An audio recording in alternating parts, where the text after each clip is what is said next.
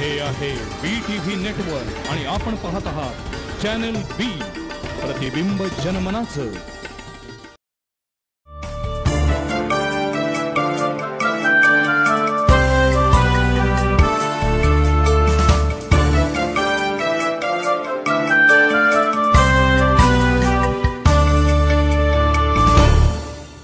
नमस्कार. संवाद प्रतिवाद या आमच्या विशेष कार्यक्रमामध्ये आपल्या सगळ्यांचं मनापासून स्वागत. खरं तर भारत हा देश कृषीप्रधान देश आहे असं आपण म्हणतो. देशातील 70% जनता आजही ग्रामीण भागात राहते आणि या देशाचा आर्थिक कणा म्हणजे शेती आहे असं आपण नेहमीच म्हणतो. पश्चिम महाराष्ट्र म्हणजे शुगर लॉबी असंही ओळखलं जातं, असंही म्हटलं जातं. पण गेल्या काही वर्षामध्ये शेतकऱ्यांचे प्रश्न असतील, शेतकऱ्यांच्या समस्या असतील, याच्याबद्दल सातत्यानं बोललं जाते, लिहिलं जाते, चर्चा केली जाते. पण ते प्रश्न खरोखर सुटतायत का? आणि शेतकऱ्यांचे प्रश्न सुटायचे असतील तर नेमकं काय केलं पाहिजे याच्याबद्दलही विचारमंथन केलं जाते. पण अंतिम सोल्युशन अजूनही कुणाला सापडलेलं नाही आहे. पश्चिम महाराष्ट्रापुरतं बोलायचं झालं किंवा आपल्या कोल्हापूर जिल्ह्याचा विचार करायचा झाला तर कोल्हापूर जिल्हा हा एकूणच ऊस उत्पादनाचा जिल्हा म्हणून ओळखला जातो. बऱ्यापैकी तर ऊसाची शेती आहे आणि कोल्हापूर जिल्ह्यामध्ये जवळपास 19 सहकारी साखर कारखाने आहेत. अशा या कोल्हापूर जिल्ह्यामध्ये किंवा पश्चिम महाराष्ट्रामध्ये गेल्या काही वर्षामध्ये स्वाभिमानी शेतकरी संघटनेनं दरवर्षी ऊसाच्या हमी भावाबद्दल एक आंदोलन छेडलं आणि त्याच्यातून शेतकऱ्यांना काहीसा न्याय देण्याचा प्रयत्न केला. दरवर्षी दिवाळीच्या दरम्यान जेव्हा हंगाम सुरू होणार असतो त्यावेळेला ऊसाचा भाव किती याच्याबद्दल प्रश्नचिन्ह निर्माण होतं आणि त्याच्यावरून गेल्या 2-4 वर्षामध्ये आंदोलन ठरलेलं आहे. याही वर्षी स्वाभिमानी शेतकरी संघटनेनं ऊस दरावरून आंदोलनाचं हत्यार हातात घेतलेलं आहे. या सगळ्या परिस्थितीमध्ये एकूणच साखर कारखानदारीची वाटचाल, साखर कारखानदारांचे प्रश्न आणि शेतकऱ्यांच्या अपेक्षा, शेतकऱ्यांच्या जे काही ऊसाच्या दरासंदर्भातल्या असलेल्या भूमिका आहेत, या सगळ्याबद्दल आपण चर्चा करणार आहोत. ही चर्चा ही कुणा व्यक्तिगत एका कारखान्याबद्दलची नाही आहे, ही चर्चा कुणा एखाद्या व्यक्तिगत भूमिकेबद्दल नाही आहे, तर आपण या संपूर्ण परिस्थितीमध्ये काय सोल्युशन काढू शकतो. शेतकऱ्याला त्याच्या घामाचा, कष्टाचा मोबदला मिळालाच पाहिजे. त्यांना जो काही त्यांच्या ऊस उत्पादकाचा जो काही मूलभूत त्यांचा जो हक्क आहे तो मिळालाच पाहिजे. पण त्याचबरोबर कारखाने पण टिकले पाहिजेत. या दोन्हीतून समन्वयाची भूमिका काही काढता येते का? शेतकरी संघटनेच्या आंदोलनाला दरवर्षी अधिकाधिक धार येत चाललेली आहे. त्याची कारणं काय आहेत? अशा अनेक विषयांबद्दल आज आपण बोलणार आहोत. त्यासाठी आमच्या स्टुडिओमध्ये आलेले आहेत स्वाभिमानी शेतकरी संघटनेचे नेते खासदार राजू शेट्टी, त्यांचं स्वागत आहे. त्याचबरोबर या संपूर्ण साखर कारखानदारीमध्ये अभ्यास असलेले श्री PG मेढे यांचं या ठिकाणी स्वागत आहे. सुरुवातीला म्हटल्याप्रमाणे शेट्टी साहेब की दरवर्षी जेव्हा आता गळीत हंगाम सुरू होतो त्यावेळेला स्वाभिमानी शेतकरी संघटनेला ऊसाच्या दरावरून आंदोलनाचं हत्यार उपसावं लागतं. ही वेळ काय येते? म्हणजे यंदा सुद्धा तुम्हाला ऊस दरावरून तुम्ही आंदोलन करणार असं जाहीर केलं आहे. पण अशी वेळ याला जबाबदार कोण? याला सरकार आणि साखर कारखानदार दोघेही जबाबदार. याचं कारण मी आपल्याला सांगतो की एक तर सीझन सुरू होईपर्यंत ह्या आपल्या भूमिका स्पष्ट करत नाहीत. पण आम्ही वेगळी काही मागणी करतच नाही. यांनीच विधानसभेमध्ये घोषणा केलेली होती राज्याच्या सहकार मंत्र्यांनी की नवीन सीझन सुरू होण्यापूर्वी आम्ही मागील वर्षाचं जो काही हिशेब असेल तो पूर्ण करायला साखर कारखान्याला सांगू. त्याशिवाय साखर कारखान्याच्या गाळप परवान्याला आम्ही देणार नाही. घोषणा करतात हेच आणि त्याची अंमलबजावणी करत असताना कारवाई करत नाही. कारण महाराष्ट्राचं निम्म मंत्रिमंडळ हे साखर कारखानदारांचं आहे आणि त्यामुळं हेच घोषणा करतात आणि हेच ती घोषणा पायदळी तोडवतात. आता 1 नोव्हेंबर पासून साखर कारखाने सुरू करण्याची भूमिका सरकारने जाहीर केली आहे. आमची त्याला काही हरकत नाही. उलट आमचं म्हणणं आहे की 1 ऑक्टोबर पासून सुरू करत असाल तरी सर्व हरकत नाही. अरे पण आमच्या उत्साहाचं काहीतरी ठरवा ना. सहकारातल्या नवीन कायद्याच्या दुरुस्तीनुसार आता 30 सप्टेंबरच्या वार्षिक साधारण सभा घेणं अनिवार्य आहे. बरोबर. वार्षिक साधारण सभा घ्यायचं म्हटल्यानंतर तुमचा हिशेब पूर्ण पाहिजे, 23 ताळेबंद सगळं पूर्ण पाहिजे. याचा अर्थ मागील वर्षी तुम्हाला नफा झाला का तोटा झाला हे सभासदांना सांगावं लागेल. बरोबर. साखर विकली गेलेली नसेल तर त्याचं व्हॅल्युएशन होतं, त्याची किंमत ठरवली जाते त्या बाजार मूल्यानुसार आणि त्यावरून कारखान्याची जी काही वस्तुस्थिती आहे ती सभासदांच्या समोर आणली गेली पाहिजे. तुम्ही गेल्या वर्षी तुटलेल्या ऊसाचा हिशेब का सांगत नाही? का अंतिम भाव जाहीर करत नाही? का आम्हाला आंदोलन करायला भाग पडतात? पण येणाऱ्या वर्षामध्ये किती उचल देणार हे सांगा आणि कारखाने सुरू करा. नाही, पण मुख्यमंत्री महोदयांनी अशी भूमिका जाहीर केलेली आहे की मुळात हा जो प्रश्न आहे म्हणजे ऊसाला दर किती असावा हा प्रश्न साखर कारखानदार आणि तिथले जे काही कारखान्याचे सभासद आहेत यांनी एकत्रित बसून सोडवावा. कारण मुळातच या सभासदांनीच त्या संचालक मंडळाला किंवा त्या कारखान्याच्या अध्यक्षाला निवडून दिलं असतं. त्यामुळं कारखाना आणि सभासद हे वेगळे नाहीये, ते दोन्ही एकत्रच आहेत. त्यामुळे त्यांचा तो एक प्रकारे अंतर्गत प्रश्न आहे, त्याच्यामध्ये सरकार पडणार नाही असं मुख्यमंत्र्यांनी जाहीर केलंय. मग एकीकडे जेव्हा तुम्ही म्हणताय की शासनानं मध्यस्थी करावी त्यावेळी दुसरीकडे मुख्यमंत्री म्हणतात त्या पद्धतीनं की त्या कारखान्याचे सभासद त्यांनीच संचालकांना निवडून दिलाय. मग त्यांनी तो प्रश्न जो काय आहे तो चर्चेतून किंवा समन्वयातून का सोडवायचा नाही? याचं असं आहे की सरकार ही संकल्पना अस्तित्वात आली का आली? कारण या समाजातला एखादा दुबळा घटक असेल, त्याच्यावर अन्याय होत असेल तर त्याचे मूलभूत अधिकार जर संकुचित होत असतील तर तो त्याला मिळवून देणं ही सरकारची जबाबदारी आहे. बरोबर. साखर कारखाना आणि साखर कारखान्याचे संचालक मंडळ आणि सभासद हे कुटुंब जर मानलं आणि कुटुंबातील ज्यांच्या हातात चाव्या आहेत, ज्यांच्या हातात कारभार आहे, ते कुटुंबातील इतर घटकाकडे दुर्लक्ष करत असतील. समजा एखाद्या घरामध्ये एखाद्या लहान मुलाचा छळ होत असेल किंवा एखाद्या महिलेचा हुंड्यासाठी छळ होत असेल तर पोलिसांच्याकडे त्या महिलेनं जायचं काय नाही जायचं? काय सरकारनं सांगायचं तुमच्या कुटुंबातलं भांडण आहे, ज्येष्ठ मंडळी बसा आणि मिटवून घ्या असं म्हणायचं? कुटुंबात आमचं भांडण मिळत नाही म्हणून तर पोलीस स्टेशनला ते बाई जाते. त्या पद्धतीनं आम्ही निवडून दिलेलं हे संचालक मंडळ आहे. वर्षानुवर्ष तर साखर कारखानदारीमध्ये घरांशाही तयारी झालेली आहे. तीच माणसं निवडून येतात, ती त्यांची नातवंड, त्यांची पोरं हे तिथं सत्तेवर जाऊन बसलेले आहे. सभासद हा कारखान्याचा गुलाम झालेला आहे आणि त्या ठिकाणी न्याय मिळत नाही म्हटल्यानंतर सरकारनं हस्तक्षेप करावा, काही नाही करावा तर केला पाहिजे आणि ती सरकारची जबाबदारी आहे. उलट मुख्यमंत्री ती जबाबदारी टाळतात आणि तुमचं तुम्ही मिटवून या असं म्हणतात. त्यालाही शेतकऱ्यांची काय हरकत नाही. मग तुमचे पोलीस नका पाठवू, बघू आमचं आम्ही कसं मिटवून घ्यायचं ते. एक वेगळा मुद्दा आज शेट्टी साहेबांनी मांडलेला आहे. आता मी जाणार मेढे साहेब, तुमचा या साखर कारखान्याबद्दल चांगला अभ्यास आहे. मला सांगा, मुळात दरवर्षी ऊसाच्या दरावरनं शेतकरी संघटनेला आंदोलन करावं लागतं आणि ते म्हटल्यावर सर की त्यांच्यावर तो अन्याय होतोय आणि मग त्या अन्यायाविरुद्ध दाद मागण्यासाठी आंदोलन करावं लागतं, रस्त्यावर लागतं. याच्या संदर्भामध्ये जसं यांनी सांगितलेलं आहे की शेतकरी संघटना नेहमीच चर्चेला तयार आहे. मग कारखान्यांकडनं एक पाऊल पुढे टाकलं जात नाही का कधी? किंवा जी काही वस्तुस्थिती आहे आता एक हा तर प्रश्न तुम्हाला दोघांनी मान्य असलाच पाहिजे की हा मुद्दा मान्य असला पाहिजे की हा जो काही प्रश्न आहे हा शेतकरी आणखीन कारखानदार या दोघांशी निगडीत प्रश्न आहे. चर्चेतून तो निर्णय झाला पाहिजे, परंतु बऱ्याच वेळा मेंढे साहेब सुद्धा सांगतील की आम्हाला चर्चा सुद्धा करून दिली जात नाही. म्हणून मी त्यांना विचारलं की चर्चेसाठी कुणाच्या तरी हातात आहेत नाही म्हणजे तुम्ही ज्यांच्या हातात दोऱ्या आहेत ते म्हणतात की शेतकऱ्यांच्यावर चर्चा करायची नाही, परस्पर तुम्ही निर्णय घ्यायचा नाही. मला माहित नाही मेंढे साहेब कबूल करतात का नाही, परंतु ही वस्तुस्थिती आहे. महाराष्ट्रातली साखर कारखानदारी स्वतःच्या राजकारणासाठी सत्तेसाठी वापरायची एक अनिष्ट परंपरा सुरू झालेली आहे. वसंतदादांनी, यशवंतराव चव्हाणांनी, यशवंतराव मोहितेंनी ज्या उदात्त हेतून ही सहकार चळवळ सुरू केली तो उदात्त हेतू बाजूला राहिला आणि त्याच्यामध्ये साखर कारखाने राजकीय अड्डे बनवायचे. एखादा सहकारी साखर कारखाना आपल्या सभासदांच्या हितासाठी काही निर्णय घेत असेल तर त्याला कळपात ओढायचं, त्याला इतरांच्यावर येऊन द्यायचं, इतरांच्यावर राहायचं, त्याला पुढे जाऊन द्यायचं नाही, अशा प्रकारची प्रवृत्ती आज या साखर कारखानदारीमध्ये. मग त्याबद्दल विचारायचं यातलं राजकारण बाजूला ठेवून की याचा जर एक आर्थिक गणिताचा जर आपण विचार केला तर दरवर्षी यांना ऊस दरासाठी भांडावं का लागतं? आता ह्यातला मुद्दा खासदार साहेबांनी चांगला सांगितला की देशातला साखर उद्योग हा टेक्स्टाईल नंतर 2 नंबरचा धंदा आहे. परत पहिल्यांदा तुम्ही या साखर उद्योगाकडे सगळ्यांनी कोण असतील ते संबंधित घटक, मी कुणाचाही बाजू घेत नाही, कुणा विरुद्ध बोलत नाही, या दोघांनी मिळून हा साखर उद्योग म्हणून सगळ्यांनी मिळून हा साखर उद्योग पहिल्यांदा तुम्ही मान्य करा. हा साखर उद्योग आहे, हा राजकारणाचा अड्डा नाही, हे तितकंच खरं आहे. हे साखर राजकारण सोडून हा साखर उद्योग म्हणून जर केला, त्याप्रमाणे आपण वागलो, त्याप्रमाणे तो धंदा चालवला तर निश्चितपणे शेतकरी हा आमचा सभासद आहे. शेतकऱ्यांचेच हे कारखाने आहेत. किंवा शेतकरी ऊस पिकवतोय म्हणून कारखाने चाललेत म्हणजे आणि हे त्यांनी स्थापन केलेले कारखाने आहेत. इथं 2 संघटना किंवा सभासद किंवा कारखानदार अशा कोणत्याही भावना येणार नाही साखर उद्योग म्हणून बघितलं गेलं तर. त्या दृष्टीने हा पहिला मुद्दा.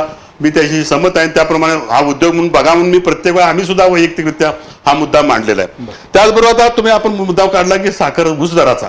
आता मग खासदार साहेबांनी सांगितलं की नवीन घटना दुरुस्तीप्रमाणे प्रत्येकावर बंधनं आलेले आहेत की आज 30 सप्टेंबरच्या आत आम्ही हा ताळेबंद फायनल करून आम्हाला तो जाहीर दर जो बसतो तो जाहीर करावा लागणार आहे आणि ते कारखाने करणार आहेत. आता हा बॅलन्स शीट फायनल केले प्रत्येकाने 30 सप्टेंबरला. आमच्या 30 सप्टेंबरच्या आत कुणाच्या 27 ला आहेत, कुणाच्या 28 ला आहेत, कुणाच्या 29 ला आहेत, आमची 30 ला आहे. असं प्रत्येकाने जनरल मिटिंग जाहीर केली आहेत आणि त्या जनरल मिटिंग मध्ये ताळेबंद मंजुरीला ठेवतो आणि ताळेबंद मंजुरी केल्यानंतर त्यामध्ये ऑटोमॅटिक दर निघतो गेल्या वर्षीचा.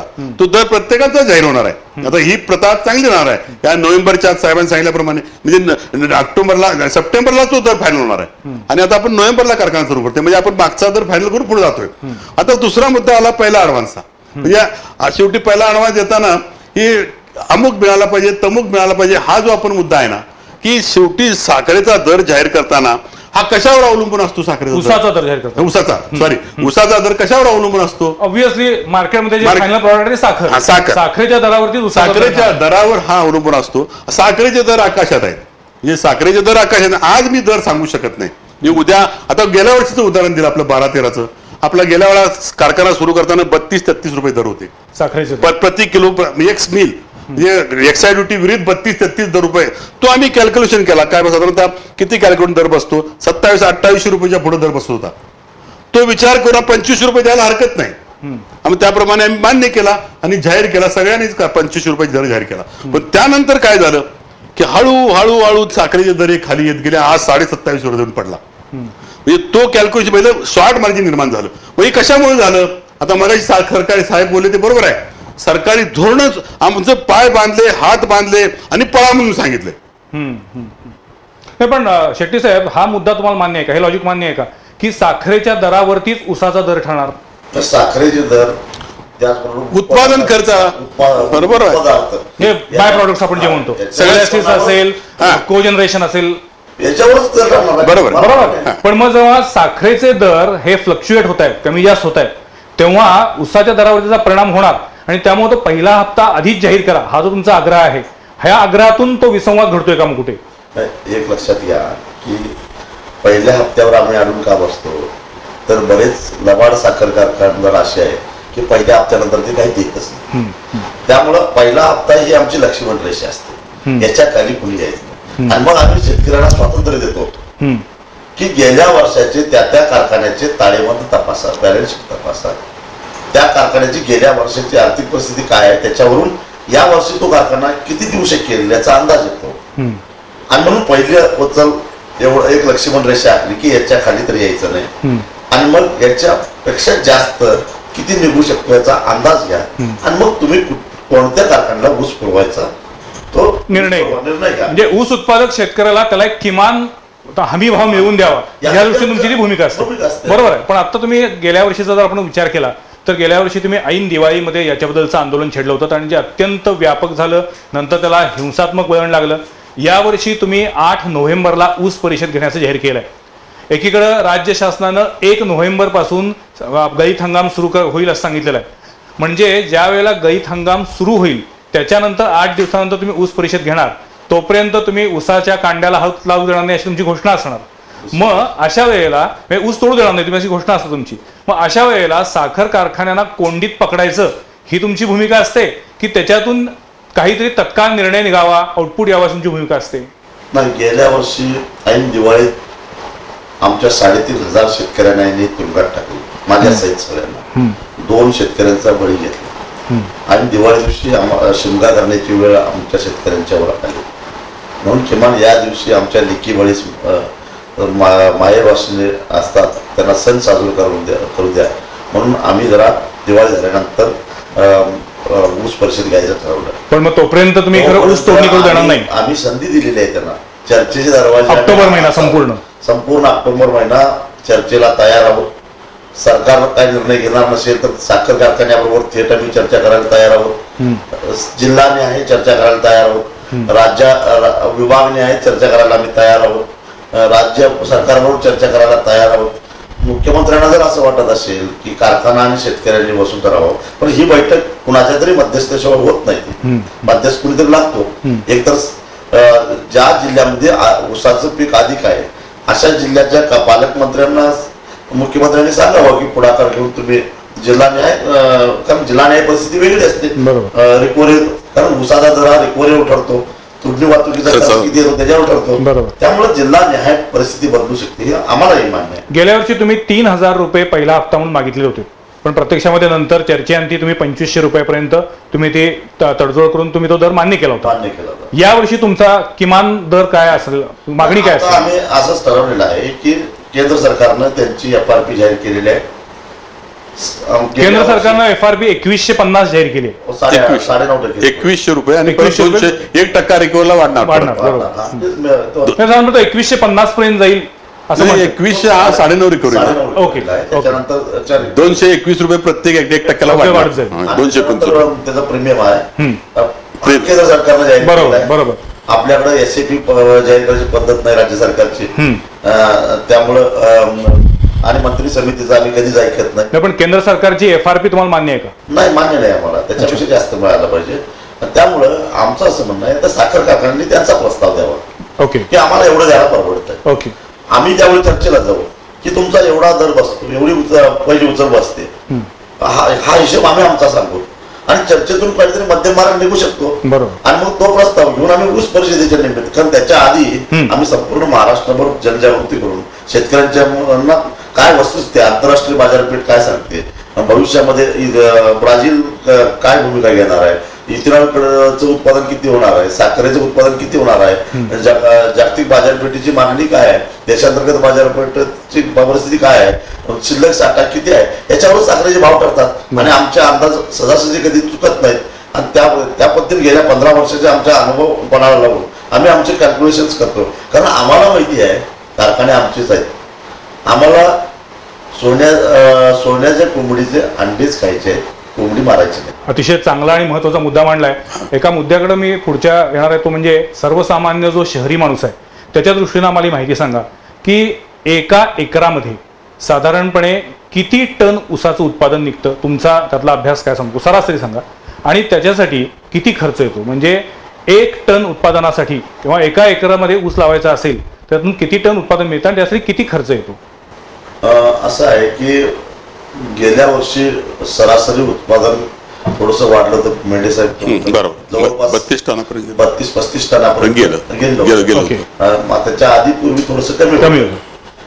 हा झाला सरासरी उत्पादनाचा भाग. आणि एका टनाला खर्च किती? उत्पादन परिस्थितीनुसार, कारण ऊसाचा उत्पादन खर्च पाणी उपलब्ध आहे का, त्या पाण्यावर आपण सरासरी सांगा ना मला. सरासरी 2800 ते 2900 रुपये एका टनाचा उत्पादन खर्च येतो. आणि स्वामीनाथन समितीच्या अहवालानुसार किंवा म्हणण्यानुसार उत्पादन खर्च अधिक 50% नफा एवढी तरी किमान शेतकऱ्यांना दर मिळाला पाहिजे. म्हणजे जर तुम्ही त्यानंतर म्हटला तर 2800 रुपये जर खर्च म्हटला तर त्याच्यावरती 1400 रुपये नफा जर म्हटला तर तो साधारणपणे जातोय आपला 4200 रुपयेपर्यंत. बरोबरच आहे. पण 4200 रुपये जर टनाला उसाला जर दर द्यायचा असेल तर साखरेचे भाव किती असले पाहिजेत? 40 रुपये व्हायला पाहिजे.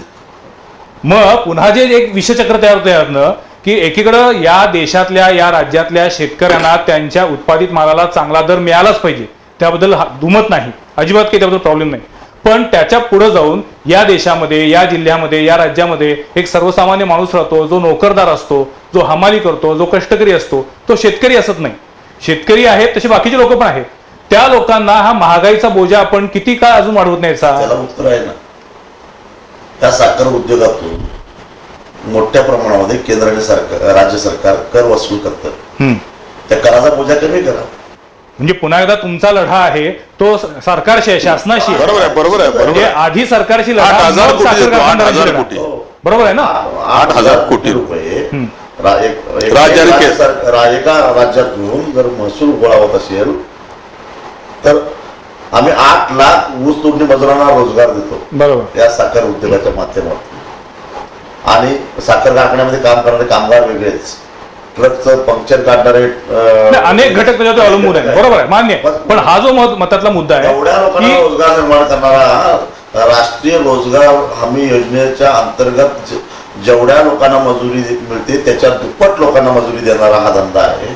आणि या धंद्यासाठी सरकारनं काय केलं? उलट जेवढं पिळता येईल तेवढं पिळलंय. ते पुन्हा तोच विषय आहे की तुमचा लढा मुख्यतः शासनाशी आहे. हो, साखर कारखान्यामध्ये होणारा भ्रष्टाचार हा एक भाग झाला. बरं झालं. तेवढ्या एकापुरता आमचा लढा मर्यादित नाही. बरोबर. आमचा लढा धोरणाशी सुद्धा आहे. आम्ही लेवीच्या विरोधात लढलो, संयुक्तरित्या लढलो आणि त्याला यश पण मिळालं. आज लेवी मुक्त झाला हा व्यवसाय. अजून अनेक बंधनं आहेत. आज 1 क्विंटल साखर विकल्यानंतर मला वाटतं 98 रुपये एक्साईज द्यावं लागतं. एक क्विंटल साखरेच्या पाठीमागे 98 रुपये केंद्र सरकारला एक्साईज द्यावा लागतो. त्यामुळे शेट्टी साहेब, तुम्ही जो एका टनाला 2800 रुपये उत्पादन खर्च सांगितलेला आहे, हा उत्पादन खर्च कमी करण्याबद्दल कधी काय विचार होतो? आपण त्याला सोल्युशन आता नवीन शेतकरी सुद्धा आमचा विचार करायला लागलाय. आता आपण काय करतो, पाटाच्या पद्धतीनं पाणी पाचतो. रात्री पाणी सोडलं, सकाळपर्यंत पडलं. साधारणतः 32 साहेबांनी सांगितलं 35 थोडं 25 वरून आता 35 वर आलो.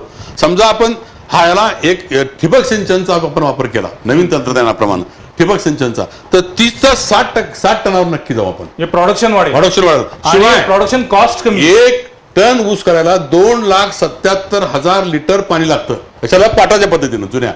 आणि जर आपण एक ठिबक सिंचन केलं तर 80,000 लिटर पाणी लागतं फक्त. म्हणजे पाण्याची पण बचत होईल आणि लाईटची बचत, जमिनीचा पोत सुधारेल आणि जमिनी खारावणार नाही. त्यासाठी सरकारने आणि त्याचबरोबर सरकारने आम्हाला 12,500 देते, 40,000 खर्च धरलाय.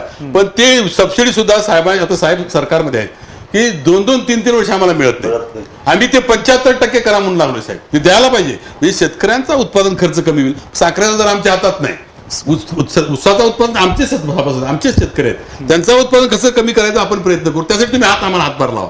ते आम्ही सरकारकडे परवा सुद्धा मागितलं 75% द्या. अजून ते मान्य केलेलं नाही. अजून ते जी मागची 2 वर्षाची सबसिडी आम्ही केलंय आमच्या भागामध्ये किंवा आमच्या शेतकऱ्यांनी बऱ्याच कोल्हापूर जिल्ह्यामध्ये केली, त्यांची सबसिडी मिळालेली नाही. हे करायला त्यांना उद्दीपित करूया. राष्ट्रीय धोरण म्हणून हे जर तुम्ही राबवलं तर नक्की शेतकऱ्यांचा उत्पादन खर्च पण कमी येईल आणि तुम्हाला उत्पादन खर्च कमी येईल, ऑटोमॅटिकली मग मागणी पण कमी होईल. आणि मग परत साहेब म्हटले त्याप्रमाणे समजा जास्त ऊसाचं उत्पादन झालं, जमीन लँड अंडर केन कल्टिव्हेशन आहे ती जाईल, उत्पादन वाढलं तर ब्राझील साहेब म्हणले त्याप्रमाणे इथेनॉल तुम्ही वापरा ना, 5% तुम्हाला कंपल्शन करा. त्याच्यात तुम्हाला 40 रुपये दर द्या आम्ही म्हणतोय. आता 27 रुपये तुम्ही द्यायला लागलाय. 40 रुपये मिनिमम करा ना. आता बाहेरनं ती आमचं जर 40 आहे म्हटल्यानंतर बाहेरनं टेंडर मागवली, त्याचा 70 रुपये दर आला प्रति लिटरला. बरोबर. म्हणजे इम्पोर्ट करायचं म्हटलं तर म्हणजे आमच्या देशातलं तुम्ही खरेदी, आमच्या मोलेसला दर चांगला मिळेल, शेतकऱ्याला चांगला दर देता येईल, हे त्यांचं म्हणणं आहे. ते बरोबर आहे. हे केंद्र शासनाला ह्या मंडळीने म्हणजे ही आमची प्रतिनिधी आहे. विचारायचं, तुम्ही शेतकऱ्यांचे जसे नेते आहात तसे तुम्ही खासदार आहात, तेव्हा तुम्ही खतांच्या वाढत्या किमती असतील किंवा FRPचा दर असेल, या संदर्भामध्ये केंद्र सरकारच्या पातळीवरती तुम्ही काही प्रयत्न केलेले आहेत का? निश्चितच करत असतो. कारण मी सांगितलं की माझा लढा हा केवळ साखर कारखानदारीशी नाही आहे. उलट काही प्रमाणामध्ये साखर कारखानदारी, साखर सहकारातली प्रवृत्ती एवढ्या पुरता माझा लढा मर्यादित आहे. दिल्लीमध्ये ज्यावेळी केंद्र सरकारशी संघर्ष करायचा प्रसंग येतो किंवा धोरणासाठी येतो, त्यावेळी मी सगळ्या घटकांना बरोबर घेऊन पंतप्रधानांच्याकडे जातो, अर्थमंत्र्यांच्याकडे जातो. साखर निर्यात व्हावी म्हणून गेल्या वर्षी मी बराच प्रयत्न केला. मी 2-3 वेळा पंतप्रधानांना भेटलो, व्यापार मंत्र्यांना भेटलो आणि टप्प्याटप्प्यानं काय म्हणा 35,000 लाख टन साखर निर्यात होऊ शकली, हेही प्रयत्न करतो. आणि त्यासाठी मी एकटा करू शकत नाही, म्हणून मी महाराष्ट्रातील, कर्नाटकातील, गुजरातमधील सगळ्या खासदारांचा ग्रुप तयार करतो आणि मी एकूणच साखर उद्योगातील असलेलं माझं योगदान लक्षात घेऊन अगदी ज्येष्ठता विसरून सुद्धा बरेच लोक, अगदी मुंडे साहेबांच्यासारखी ज्येष्ठ मंडळी सुद्धा मी ज्यावेळी हाक मारतो त्यावेळी माझ्याबरोबर शिष्टमंडळातून येतात आणि आम्ही प्रयत्न करतो. असं प्रयत्न करतो. साहेबांनी आता निर्यातीचा प्रश्न काढला, तसा मी आता त्याच धोरणावर जातो की आयात. त्यांच्या साहेबांशीही बोलले मी दिल्लीमध्ये, साहेब त्यावर बोललेत पण मी मंत्रा त्यांच्या हाऊसमध्ये बोललेत. आज देशामध्ये जवळजवळ यावर्षी आमची 67-68 लाख हे साखर हंगाम गेला 12-13 गाळप हंगाम 67-68 लाख टन शिल्लक होती साखर गेल्या हंगामात, तरी सुद्धा आयात आणि 245 लाख टन आपण साखर तयार केली यावर्षी. तर आणि म्हणजे आमच्याकडे 325 लाखाचा अवेलेबिलिटी झाली, तरी सुद्धा साखर 15 लाख आयात केली. पण हे अनाकलनीय आहे. आणि जे आपल्या देशामध्ये उत्पादित झालेली साखर पडून राहिली आहे आणि त्यावेळेला आपण बाहेरच्या देशातून मागवतोय, हे चुकीचं धोरण नाही आहे का? मी जरा स्पष्ट बोलू, हा एक उकारा जातो. साखर आयात झाली परंतु ती आमचीच साखर आहे. बर. आमच्या नेत्याने परदेशामध्ये, कुठं ब्राझीलमध्ये, नायजेरियामध्ये, आणखीन कुठं बऱ्याच जमिनी घेऊन ठेवलेल्या आहेत, साखर कारखाने काढलेले आहेत, तिथलीच कच्ची साखर. ते कुठली का नाही येऊ दे, आम्ही त्याच्यावर काय म्हणलो, साहेबांनी मांडले ते की आम्ही साधारणतः ही कमीत कमी आम्ही 60% ड्युटी लावू शकतो साहेब. इम्पोर्ट आयात कर लावू शकतो. आणि ते लावणार कोण लावली सरकारनं नाही. लावलं आता पाहिजे. लावलेले फक्त 10 सरकारमध्ये जे आहेत त्यांचेच साखर कारखाने आहेत, त्यांच्या जमिनी जर परदेशात असतील तर आयात कर लावला नाही जाईल का? आता 10% साखर होती, फक्त 5% 4 महिन्याने वाढवली. जोपर्यंत साखर इम्पोर्ट झाली, साखर कमी दराने विकायला लागली आणि संपूर्ण मार्केट सेंटिमेंट बदललं आणि डाऊन झाली. सगळे कारखाने शॉर्ट मार्जिनमध्ये आता आले. हा परिस्थिती आहे. त्यातला राजकीय भाग आपण बाजूला सोडला तरी या संपूर्ण साखर उद्योगासमोरची आव्हानं काय ही समजून घेतली पाहिजेत. कारण दरवर्षी गोड साखरेची कडू कहाणी म्हणून त्याच्याबद्दल बातम्या लिहिल्या जातात, वाचल्या जातात, दाखवल्या जातात, पण दरवर्षी शेतकऱ्यांना त्यांच्या उत्पादित मालाला किमान हमीभाव मिळावा यासाठी रस्त्यावर यावं लागतं, त्यासाठी आंदोलन करावं लागतं. दुसरीकडे साखर कारखान्यांची परिस्थिती सुद्धा त्यातनं बिकट होत जाते. कारण जर ऊसच मिळाला नाही तर कारखाने सुरू कसे करणार. त्यामुळे ही जी काही कोंडी आहे ही कोंडी जर तोडायची असेल, संपवायची असेल तर आत्तापासूनच सुसंवाद व्हायला पाहिजे. त्याच्यासाठी दोन्ही बाजूनं चर्चेची दारं खुली व्हायला पाहिजेत. आपण अजून या विषयावर काही बोलणार आहोत, पण त्यापूर्वी घेऊया छोटासा एक ब्रेक.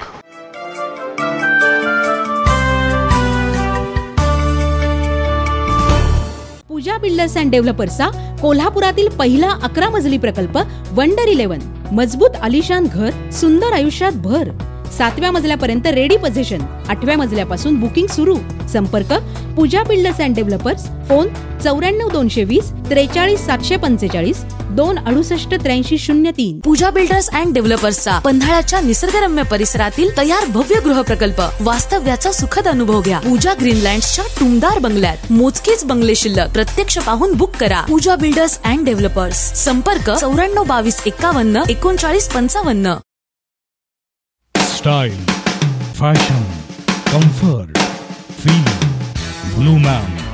पुरुषांचे व्यक्तिमत्व खुलवणारे, रुबाबदार बनवणारे प्युअर कॉटनचे प्लेन, चेक्स आणि लाइनिंगचे एकापेक्षा एक आकर्षक शर्ट्स.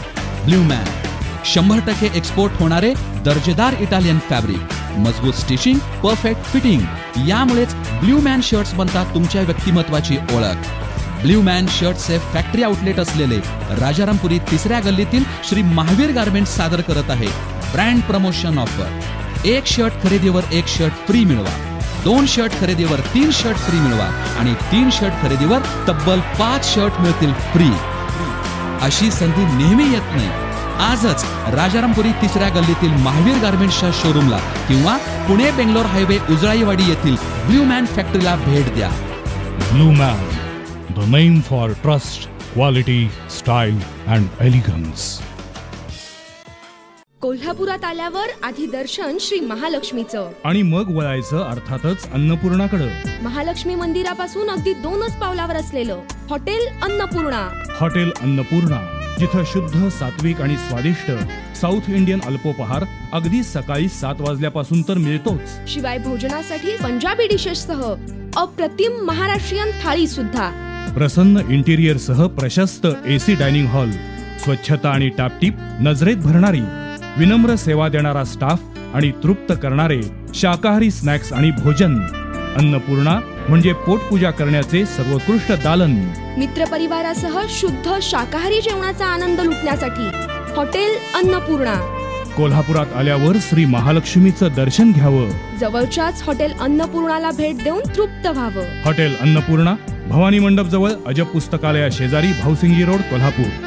घरातल्या प्रत्येक व्यक्तीच्या आवडीचं असं खास घर आधुनिक आणि चार्मिंग बनवण्यासाठी Charms Homes the furnishing hub. Charms Homes मधील प्रत्येक कर्टन्स आणि फर्निशिंगच्या फॅब्रिक खरेदीवर मिळवा चक्क 25% फ्लॅट डिस्काउंट. डोअर मॅट्स पासून वॉलपेपर्स पर्यंत जबरदस्त पर्याय. फर्निशिंग पासून कर्टन्स पर्यंत आकर्षक varieties. Bedsheets, quilts, cushion, mattresses, door curtains, window curtains, door mats, carpets, pillows, blinds, sofa covers, cushion covers, blankets आणि टॉवेल्स मध्ये एक्सक्लुझिव्ह व्हरायटीज फक्त चाम्स होम्स मध्येच. चला तर मग आजच आपल्या घराचा कायापालट करूयात आणि आपलं घर आलिशान बनवूयात. स्लीपवेल, डी डेकोर, सियाराम यासारख्या नामवंत कंपन्यांचे अधिकृत विक्रेते Charms Homes the furnishing hub, Moghe complex, Shahupuri 3री गल्ली, Kolhapur. Mobile number 99 600 79 690. Pooja builders and डेव्हलपर्सचा कोल्हापुरातील पहिला 11 मजली प्रकल्प वंडर 11. मजबूत आलिशान घर, सुंदर आयुष्यात भर. 7व्या मजल्यापर्यंत रेडी पोझिशन, 8व्या मजल्यापासून बुकिंग सुरू. संपर्क Pooja builders and developers. Phone 94 220 43 745 2688303. Pooja builders and डेव्हलपर्सचा पन्हाळाच्या निसर्गरम्य परिसरातील तयार भव्य गृहप्रकल्प वास्तव्याचा सुखद अनुभव घ्या. पूजा ग्रीनलँड्सच्या टुमदार बंगल्यात मोजकेच बंगले शिल्लक. प्रत्यक्ष पाहून बुक करा. पूजा बिल्डर्स अँड डेव्हलपर्स. संपर्क 942251 3955.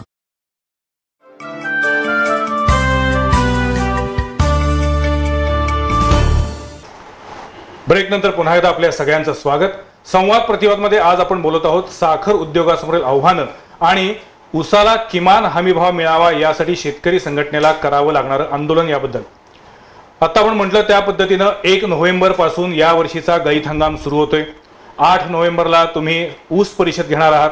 यावर्षी पुन्हा एकदा किमान दर पहिला हप्त्याचा किती असावा तो तुम्ही अजूनही जाहीर केलेला नाहीये. परंतु तुमचं असं म्हणणं आहे की या ऑक्टोबर महिन्यात साखर कारखानदार आणखीन शेतकरी संघटना यांनी चर्चा करावी, जिल्हानिहाय चर्चा करावी आणि त्याच्यातून काहीतरी एक सन्मान्य तोडगा काढावा. त्याच्यासाठी सरकारनं सुद्धा मध्यस्थी करावी अशी तुमची अपेक्षा आहे. आता मी एका दुसऱ्या मुद्द्याकडे येणार आहे. गेल्या वर्षी तुम्ही ऐन दिवाळीमध्ये ऊस दरावरनं आंदोलन केलं होतं. त्या आंदोलनाला प्रचंड हिंसक वळण लागलं आणि तुम्ही सुरुवातीला म्हटलात त्या पद्धतीनं ऐन दिवाळीमध्ये शेतकरी संघटनेच्या अनेक कार्यकर्त्यांना तुरुंगात जावं लागलं. 2 कार्यकर्ते मृत्युमुखी पडले. ही सगळी परिस्थिती त्यावेळी बघितली, लोकांनी अनुभवलेली आहे. त्याची दुसरी बाजू अशी आहे की त्यावेळेचं जे हिंसक आंदोलन होतं त्याचा फटका सर्वसामान्य माणसालाही बसला. त्याचा तुम्ही कधी विचार केलात का? तिसरा एक महत्त्वाचा मुद्दा आहे की त्यावेळेला अनेकांनी सार्वजनिक वाहतुकीचे जे काही गाड्या असतात, आपल्या ST बसेस असतील किंवा अन्य काही खाजगी बसेस असतील, याच्यावरती जोरदार दगडफेक केली होती, ट्रकची मोडतोड केली होती. इतकंच नव्हे तर जो सर्वसामान्य माणूस आपल्या रोजीरोटीसाठी कामाला निघालेला आहे त्याला रास्ता रोको आंदोलनामध्ये अडवून धरलं होतं, त्याच्या 2 व्हीलरची मोडतोड केली होती. एक प्रकारे हा सर्वसामान्य माणसावरती अन्याय झाला असं तुम्हाला वाटत नाही का? नाही, एक सांगतो की कुठलंही आंदोलन हे नीट शिस्तबद्ध पद्धतीने कधी चालतं त्या आंदोलनाचं नेतृत्व करणारे नेते जर त्या ठिकाणी हजर असतील तर पोलिसांनी काही कारण नसताना त्या नेतृत्व करणाऱ्या सगळ्या प्रमुख लोकांना अटक करून 8 टाकली. हो, तर तुम्हाला अटक केली. पहिल्यांदा मला तर पहाटेच अटक. बारामतीमध्ये काही नाही, मी शांतपणे मी धरणं आंदोलन करून बसलो होतो. 8 दिवस बसलो होतो. 9व्या दिवशी पहाटे मला अटक केली. माझं म्हणणं एवढं होतं की चर्चा करायला तयार आहे, चर्चेला सुरुवात करावी आणि केवळ चर्चा करायची नाही, आम्ही आंदोलन चिरडून टाकू शकतो ही दहशत माजवण्यासाठी सरकारनं पहिल्यांदा आक्रमक पाऊल उचललं. पहाटे 4 वाजता अटक करायला मी कुणी अतिरेकी होतो का, मी कुणी असा कोणी नक्षलवादी होतो का, मला ताब्यात घेतलं आणि त्यामुळे थोडीशी प्रतिक्रिया उमटली. लोक रस्त्यावर आले. ही गोष्ट खरी. रस्त्यावर आल्यानंतर तो सुद्धा त्या ठिकाणी नेतृत्व करणाऱ्या प्रमुख कार्यकर्त्यांना पहिल्यांदा आत टाकलं गेलं आणि त्यामुळं जमाव थोडासा एक हिंसक झाला. निर्णायकी आंदोलन झालं. निर्णायकी आंदोलन झालं आणि त्याच्यावर त्यांना हाताळण्याच्या ऐवजी त्यांच्यावर बळाचा वापर झाला. सुरुवातीच्या काळामध्ये लोकांचा जो रोष होता तो सरकारी यंत्रणेवर होता. त्यामुळं पोलीस गाड्यांच्यावर हल्ला केला असेल लोकांनी. ST बसेस सरकारी असे लोक समजतात, ST बसेसवर, पण कुठल्या खाजगी गाड्यांच्यावर मी आपली दुरुस्ती करतो आपल्या बोलण्यामध्ये, कुठल्याही खाजगी मालमत्तेवर खाजगी गाड्यांच्यावर लोकांनी हल्ले केलेले नव्हते. नाही, त्यावेळेला जर तुम्ही बघितलं तर जे रास्ता रोको केला होता त्या रास्ता रोकोमध्ये अनेक लोकांना पुढे सोडलं जात नव्हतं. जो माणूस एखाद्या MIDC मध्ये 5-6 हजार रुपये पगारावरती काम करतोय, ज्याचं पोट त्याच्यावरती अवलंबून आहे, जर त्याला त्या कारखान्यापर्यंत त्याच्या कामापर्यंत पोहोचूच दिलं नाही, म्हणजे मला एकीकडे काय म्हणायचं आहे की या देशातल्या लोकशाहीमध्ये प्रत्येकाला आंदोलन करण्याचा अधिकार आहे. म्हणजे स्वतःवरच्या अन्यायाबद्दल दाद मागण्यासाठी दुसऱ्यावरती अन्याय करणं हे योग्य आहे का? परंतु आम्ही न्याय मागतोय. तुमचा लढा हे सरकार मागत नाही आणि आम्हाला चिरडून टाकलं जातंय. अशा वेळी लोकशाहीच्या मार्गाने कमीत कमी त्रास होईल लोकांना, अशा प्रकारे प्रतिक्रिया व्यक्त करायला आमच्याकडे तर दुसरा कुठला मार्ग आहे? नाही, पण त्याच्यामध्ये सर्वसामान्य माणसाला किती त्रास होतोय. म्हणजे त्यावेळेला साहेब तुम्हाला आठवत असेल की अनेक भाजीपाला करणाऱ्या गाड्या अडवून धरल्या होत्या. दुधाच्या टँकरना दूध ओतून दिलं होतं. म्हणजे मला असं विचारायचं तुम्हाला की त्यावेळी ते दूध ओतून देण्यापेक्षा तुम्ही ते दूध जर गोरगरिबांच्या घरी पोहोचवलं असतं तर कदाचित आणखीन तुम्हाला पाठिंबा मिळाला असता. अचानक पुकारलेलं नव्हतं.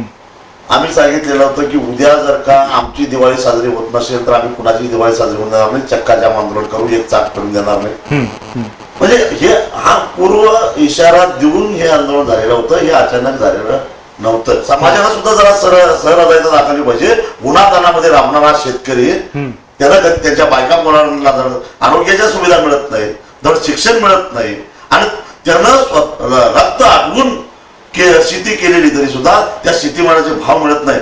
जगाच्या पाठीवर एकच शेतकरी असा आहे की त्यांना विकलेल्या मालाची किंमत ठरवायचा अधिकार त्याला नाही, विकत घेणारा ठरवतो. बाकी सगळेजण विकणारा माणूस त्याची किंमत ठरवतो वस्तू. परंतु शेतकरी माझा मात्र वस्तू विकायला गेला तर किंमत ठरवायचा अधिकार नाही, विकत घेणारा ठरवतो. हा हे कुठल्या तत्वात बसतं, हे कुठल्या नियमात बसतं. आणि मग आम्ही त्यातून माझा रांगडा शेतकरी जर रस्त्यावर उतरला त्याच्याकडून जर मला आता मी आता तुम्ही मुद्दा मला तो अतिशय महत्वाचा आहे की मला सांगा की शेतकऱ्यांच्या उत्पादित मालाला हमीभाव देण्याची जी काही एक तुमची संकल्पना आहे ती सरकार दरबारी आहे तुमची. यात आता तुम्ही खासदार म्हणून जेव्हा तुम्ही सरकारमध्ये जाताय तेव्हा त्याच्याशी तुम्ही कधी काही या प्रक्रियेला बळकटी करण्याचे काही प्रयत्न केलेत का? निश्चितच केले. म्हणजे केवळ ऊस नव्हे, अन्य कुठल्या बाबतीत सगळ्या प्रश्नाच्या बाबतीत. कारण आम्हाला माहिती आहे की या देशामध्ये गोरगरीब जनता सुद्धा भरपूर आहे आणि त्या जनतेला जर का परवडेल अशा दरामध्ये अन्नधान्य उपलब्ध करून द्यायचं असेल तर आणि शेतकऱ्यालाही जगवायचं असेल, कारण शेतकरी जगला पाहिजे. कारण खंडपाळ देशाला सहजगत्या उपलब्ध होईल एवढं अन्नधान्य जर उपलब्ध करायचं असेल तर शेतकऱ्याची शेती चांगली झाली पाहिजे, शेती व्यवसाय भरभराटीला आला पाहिजे. आणि त्यासाठी एक तर शेतकऱ्याचा उत्पादन खर्च कमी करावा लागेल आणि उत्पादन खर्च कमी करायचा असेल तर त्याला उत्पादन खर्चासाठी लागणारी साधनं उदाहरणार्थ वीज, पाणी, शेताकडे जाणारे रस्ते आणि त्याचबरोबर बियाणे, तंत्रज्ञान, डिझेल, खत या गोष्टीच्या किमती मर्यादित राहिल्या पाहिजे. पण दुर्दैव शेतकऱ्याचं हे की त्याच्या शेतीमालाच्या विक्रीचा भाव ठरवायचा त्याला अधिकार नाही, पण त्याचबरोबर शेती करण्यासाठी लागणाऱ्या साधनांचा भाव ठरवायचाही अधिकार त्याला नाही. बाजारात मिळेल त्या भावानं त्याला या सगळ्या वस्तू घ्याव्या लागतात, मिळेल त्या दरानं मजूर घ्यावे लागतात. आणि तरी सुद्धा त्याला एखाद्या कारखानदारासारखं, एखाद्या व्यापाऱ्यासारखं आपलं बॅलन्स शीट तयार करायचा अधिकार नाही. त्याला बाजारात येईल त्या भावानं विकावं लागतं. आणि याशिवाय पुन्हा सबंध लोकप्रियतेसाठी मतपेटीवर डोळा सुरू ठेवून सरकार जे वेळोवेळी निर्णय घेतं, बाजारपेठेमध्ये हस्तक्षेप करतं, शेतीमालाचे भाव पाडतं, त्यावेळी बळी पुन्हा शेतकरी जातो. कारण आपल्या देशामध्ये एक जुनी परंपरा आहे, पूर्वंपार चालू झालेली परंपरा आहे. अगदी देवाधिकाला सुद्धा जर प्रसन्न करून घ्यायचा असेल तर बळी द्यावा लागतो. बकऱ्याचा, कोंबडीचा, वाघाचा बळी दिलेला कधी ऐकलं नाही. म्हणजे दुबळ्याचाच बळी द्यायला पाहिजे.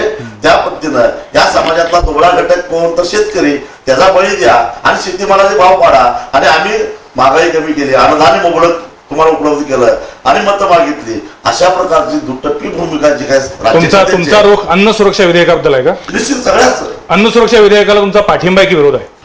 आमचं असं म्हणणं आहे, माझ्या संघटनेचं पक्षाचं म्हणणं असं आहे, तुम्ही गोरगरिबांना अन्न फुकट वाटा, आमची काही हरकत नाही. पण ते एक तर बाजार भावाने विकत घ्या किंवा त्याचा भाव बांधून द्या. अच्छा. आणि मग तुम्ही भावही बांधून देणार नाही. कारण या देशाच्या कृषीमूल्य आयोगाच्या अध्यक्ष अशोक गुलाटींनी एकदा जाहीरपणानं सांगितलेलं आहे की या देशातल्या शेतकऱ्याला उत्पादन खर्चावर आधारित भाव बांधून देणं अशक्य आहे. त्याचा अर्थ ही जी आधारभूत किंमत जाहीर केली जाते ही सरकारची सोय म्हणून केली जाते. याला काही शास्त्र नाही. पहिला उत्तर ठरतं आणि मग गणित केलं जातं, हे दुर्दैव आहे. यातला एक घटक मी सांगतो. आता माझा साखर उद्योग संबंध आहे, बरोबर. त्यातला एक घटक आपल्याला त्याचाही साहेबांनी सांगितले अगदी वस्तुस्थितीला आहे की साखर घ्या, साखर घरगुती वापरायला किती लागते? सकाळी अर्धा चमचा, संध्याकाळी 1.5 चमचा, संध्याकाळी 1.5 चमचा. मी साधारणतः एकूण जे 225 लाख टनाचा आमचा जो खप आहे त्यातला फक्त 25% साखर घरगुती वापरायला जाते. बाकीची 70 ते 75% साखर ही मेवा मिठावी, सॉफ्ट ड्रिंक किंवा कॅडबरी चॉकलेट ह्यासाठी 70%. त्यांच्या दराचा एका किलोचा दर साहेब म्हणते त्याप्रमाणे त्या शेतकऱ्यालाच आमच्या ती मिठाई 400-500 रुपयांनी खरेदी करायला लागते. आणि त्यामध्ये अर्धा किलो साखर असते आणि त्याला 17 रुपयाला साखर मिळते ती, आणि त्याचे ते 200 ते 250 रुपये करतो. हे असं चाललेलं आहे. म्हणजे त्यांच्या दरावर काही कंट्रोल नाही. केमिकल इंडस्ट्रीमध्ये साखर वाढली जाते सगळ्या, आणि आमच्या साखरेला दराला मिळत नाही. साखर स्वस्तच मिळाली अशी एक मानसिकता निर्माण झालेली आहे. साखरी शेतकऱ्यांनी पण तयार केलेली साखर आहे, पण साखरेला भाव नाही मिळाला तर शेतकऱ्याला काय भाव देता येणार? पुन्हा हे खरं एक दुष्टचक्र आहे. साखरेला भाव मिळाला तर तुम्ही शेतकऱ्यांच्या उसाला भाव देऊ शकताय, पण साखरेची किंमत वाढली की पुन्हा सर्वसामान्य देशातला जो नागरिक आहे त्याचं बजेट. आम्ही साहेब पण गेले, आम्ही पण साखर उद्योगाचे लोक गेलो केंद्र शासनाकडे की आम्ही प्रश्न मांडले, नाव कोणाचं घेत नाही, की ज्या संबंधित मंत्र्यांच्याकडे गेल्यानंतर की तुम्ही लोक किती आहे? 5 कोटी लोक आहे, आम्हाला 115 कोटी लोकांचा विचार करायचा, म्हणजे 5 कोटी लोक डुबवा तुम्ही. त्यांना उत्पादन खर्च काहीतरी एक सर्वमान्य किंवा मध्यम मार्ग काढला पाहिजे. पण मला साहेब आता सांगा की या सगळ्या परिस्थितीमध्ये साखर कारखानदारांनी सुद्धा आपलं कामकाज किंवा आपलं धोरण बदलण्याची गरज आहे. नक्की. म्हणजे साखर कारखाने सुद्धा आता काटकसर केली, व्यावसायिक व्यवस्थापन आणायलाच पाहिजे. आमच्यात काही त्यातलं राजकारण बाजूला ठेवून बिझनेस म्हणून पाहिजे, ठेवलाच पाहिजे. त्याच्यावर दुमत असायचं कारण नाही. उत्पादन खर्च आमचाही कमी करायला पाहिजे. आमच्यामधले काही नवीन मॉडर्नाइज टेक्निक ती वापरली पाहिजेत आणि त्या दृष्टीनं कमीत कमी खर्च उत्पादन खर्चामध्ये साखर तयार करायला पाहिजे, चांगली तयार करायला पाहिजे, एक्सपोर्ट करायला पाहिजे. तर अशा प्रकारचे आमच्यामध्ये सुद्धा आम्ही बदल करायला पाहिजे. असं त्या दृष्टीनं बदल चालू झालेला आहे. तुम्ही मान्यही केलं की अशा, आणि साहेबांनी मान्य केलं, काही फरक झाला निश्चितच. म्हणजे शेतकरी संघटनेच्या आंदोलनानंतर एकूणच शेतकऱ्यांना सुद्धा त्यांच्या ऊसाचा पूर्वीचा दर आणि आता जो काही मिळतो दर त्याच्यामध्ये जमीन असणारा फरक शेतकरी संघटनेचा नक्की विजय आहे की त्यांच्यामुळं एक शेतकऱ्यांना किमान दर मिळायला लागला. पण तुम्ही अजूनही या वर्षीचा दर किती असेल किंवा किती असावा किंवा किती पाहिजे हे तुम्ही अजूनही सांगितलेलं नाही. गेल्या वर्षी आमच्यावर आरोप झाले की तुम्ही 3000 काम होता, तुम्ही कोण सांगणार, म्हणून यावेळी आम्ही ठरवलं की तुम्ही बोला, आम्ही ठरवू, मग परवडतंय का नाही. मग त्याच्यावर माझं थोडं म्हणणं असं आहे की साहेबांनी सुद्धा आता विचार करावा. म्हणजे हे दर कॅल्क्युलेशन कशावर होतो? शेवटी उत्पादन खर्च, मिळणारा साखरेचा दर, ह्याच्यावर सामंजस्याने जर चर्चा करून निघाला तर नक्की यामध्ये काही प्रश्न येणार नाही साहेब. कोणत्याही प्रकारचा प्रश्न उगीच मी बेहिशोबी जर काही मी सांगालो, मी उगीच म्हणालो 2000 रुपये तुम्ही दर घ्या किंवा साहेब पण म्हणजे 3000 चढवून दर मागू नये आणि तुम्ही पाडून देऊ नये. हे मध्ये काढून जो बसतो तो दर म्हणजे बसणार, आणि त्यानंतर पहिला, दुसरा, तिसरा हप्ता, हे पहिला हप्ता म्हणजे संपूर्ण दर नाही. साहेब माझी तुम्हाला या निमित्ताने विनंती आहे या माध्यमातून की एक संपूर्ण ऑक्टोबर महिना आता आपल्याकडे आहे. तुम्ही या ऑक्टोबर महिन्यामध्ये जर एक तुम्ही लोकप्रतिनिधी पण आहात, जसे शेतकऱ्यांचे नेते आहात तसे तुम्ही लोकप्रतिनिधी आहात, तुम्ही अशा वेळेला तुम्ही जर या कोल्हापूर जिल्ह्यातल्या किमान कारखान्यांशी जर चर्चेचे मार्ग तुम्ही काय अवलंबलेत आणि जर या वर्षी आंदोलन न करता यातनं जर एक काही सर्वमान्य तोडगा काढता आला तर तुम्हाला वाटत नाही का की ते आणखीन एक पाऊल पुढे असेल? हिशोब बघून कोल्हापूर जिल्ह्यातल्या साखर कारखानदारांनी स्पष्ट करावं की आम्ही कुठलंही बाहेरचं दडपण न घेता निर्णय घ्यायला तयार आहोत. मी त्यांच्यावर चर्चा करून मार्ग काढायला तयार आहे, कारण मला माहित आहे की त्यांची ताकद किती आहे, त्यांना माहित आहे की मी किती मागणार आहे. बरोबर. परंतु जर दोघांच्याही गोष्टी दोघांना माहित असतील तर मग अडचण याचं काही कारणच नाही. चर्चा करून थांबून ठेवणारा तिसराच कुणीतरी आहे, ते क्लिअर झालं पाहिजे. शेवटी सांगतो, गेल्या वर्षीच उदाहरण घ्या, हेच कोल्हापूर जिल्ह्यातले कारखानदार पहिल्यांदा जमले, त्यांना निरोपाला 21 म्हणा, नंतर निरोपाला 23 म्हणा, हे काय मार्केट आहे? नाही, मला असं वाटतं की आजच्या चर्चेतून आपण एवढं जरी एक लक्षात घेतलं की या संपूर्ण परिस्थितीमध्ये शेतकऱ्यांना त्यांच्या उसाला जो काही हमीभाव पाहिजे आहे तो देण्यासाठीची चर्चा घडून आणण्याची मानसिकता आता आपल्यात आली पाहिजे. आणि जर ती मानसिकता या महिन्याभरात झाली आणि दोन्हीकडनं जर कुठेही अडवणुकीची भूमिका न ठेवता जर त्याच्यातून सोल्युशन काढायचे या भावनेनं जर आपण विचार केला तर मला वाटतं यावर्षी शेतकरी संघटनेला आंदोलन करायची वेळच येणार नाही. आणि जर तशी वेळ झाली तर इथून पुढे संपूर्ण साखर कारखानदारीमध्ये कोल्हापूर जिल्ह्यानं, पश्चिम महाराष्ट्रानं एक नवीन आदर्श घडवून दिला असं आपल्याला म्हणता येईल. आणि त्या दृष्टीनं आपण दोघांनी म्हणजे शेतकऱ्यांचे प्रतिनिधी म्हणून तुम्ही आणि साखर कारखान्यांचे प्रतिनिधी म्हणून जे कोणी हे ऐकतायत ते सुद्धा असतील सगळे, या सगळ्यांनी एकत्र येऊन जर आपण प्रयत्न केला तर निश्चितच हा जो काही तिढा आहे, ही जी काही कोंडी आहे ती फुटेल. या संदर्भामध्ये मला कोल्हापूर जिल्ह्यातल्या काही कारखानदारांचं किमान अभिनंदन केलं पाहिजे की गेल्या आठवड्यामध्ये आम्ही मागणी केली की 200 रुपयाचा हप्ता मिळाला पाहिजे. 200 आहे ना, आपण किमान 150च्या हप्ता बऱ्याच कारखानदारांनी भरणा केला, म्हणजे सकारात्मक सुरुवात त्यांनी केलेली आहे. तशी पहिल्या उचलीच्या अवधीत त्यांनी करावी, आम्ही त्याचं स्वागत करू. राजू शेट्टी यांनी आणखीन एक महत्वाचा मुद्दा मांडून एक पाऊल पुढे टाकलेला आहे. त्यांनी मान्य केलं आहे आणि त्यांनी अभिनंदन सुद्धा केलं आहे आणि त्याच पद्धतीनं आवाहन केलं आहे. त्यांच्या आवाहनाला प्रतिसाद जर साखर कारखान्यांनी दिला आणि दोन्ही बाजूनी जर समन्वयाची भूमिका घेतली तर हा प्रश्न सुटेल. आज आमच्या स्टुडिओमध्ये दोन्ही मान्यवर आले, याबद्दल मी त्यांचे आभार मानतो. पुढच्या सोमवारी पाहायला विसरू नका आणखीन एका विषयावरील चर्चा संवाद प्रतिवादमध्ये.